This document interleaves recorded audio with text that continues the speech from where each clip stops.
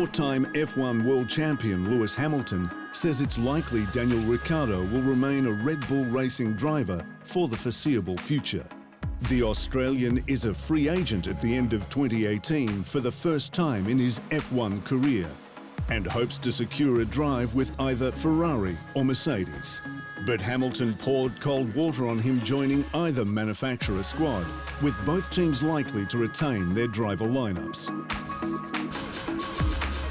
Obviously, in the top areas, there's only Ferrari and Mercedes he could ever consider. But currently here, that's unlikely. I don't think that's going to happen, Hamilton said. Then if you look at Ferrari, I imagine Kimi's going to want to continue. Like Hamilton, Ricciardo took his first F1 win in Canada, but another victory looks unlikely with Ricciardo set to take grid penalties in Montreal. Sauber driver Charles Leclerc is trying to keep his feet on the ground, following an outstanding start to his rookie campaign. The 20-year-old crashed out of his home race in Monaco with brake failure, but scored points back-to-back in Azerbaijan and Spain, and has outqualified his more experienced teammate Marcus Ericsson 4 times in 6 races. While people are lining up to praise Leclerc as a future world champion, the Monegasque is trying his best to stay focused on his performance. It's always very special to hear these positive things, Leclerc said. On the other hand, I try not to listen to it too much and focus on the job. I still have a lot I can improve on. Leclerc is expected to join Ferrari when Kimi Raikkonen retires from F1, as a member of its driver academy since 2016.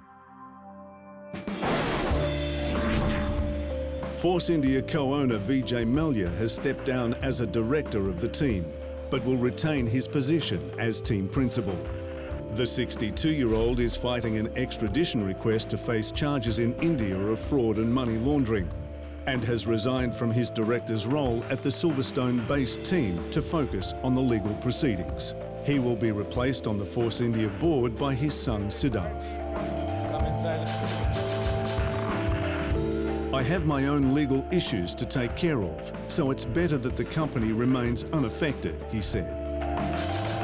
Force India is 6th in the constructors' standings following Monaco, just 14 points behind fellow British squad McLaren. Red Bull Racing has admitted its decision on which power unit to use from 2019 and beyond will be taken in early July, extending its deadline beyond all previous limits. Canada will be a watershed moment for the squad, with Red Bull weighing up whether to stick with Renault or switch to Japanese car manufacturer Honda, which is powering its B team Toro Rosso, and both suppliers bringing upgrades to Montreal. We're waiting with great interest to see the relative performance of the 2 engines in Montreal, said team principal Christian Horner. Red Bull and Renault have a fractious working relationship, but the team's major issue is qualifying pace, with the French manufacturer still yet to develop special engine modes to boost speed on Saturday. The tough times continue at Williams, with Dirk de Beer departing as head of aerodynamics after just over a year in the role. The historic British outfit is suffering its worst start to a season since 2013, with 4 points to show after 6 races, care of Lance Stroll's 8th place in Azerbaijan. Its radical FW41 a disappointment with unstable aero when the car is in yaw, or more simply, cornering. De Beer's departure comes just a few weeks after Williams' former chief designer Ed Wood left for personal reasons, with its chief engineer Doug McKiernan taking full responsibility over the car's design direction.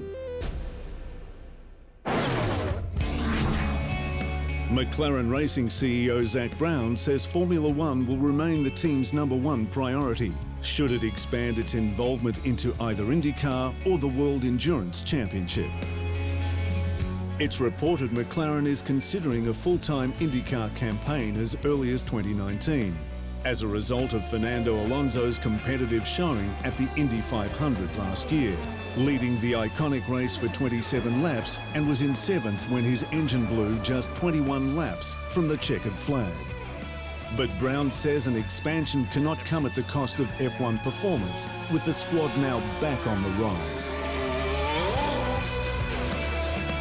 Anytime we review another racing activity, our first criteria is that it doesn't compromise our Formula One efforts, Brown said.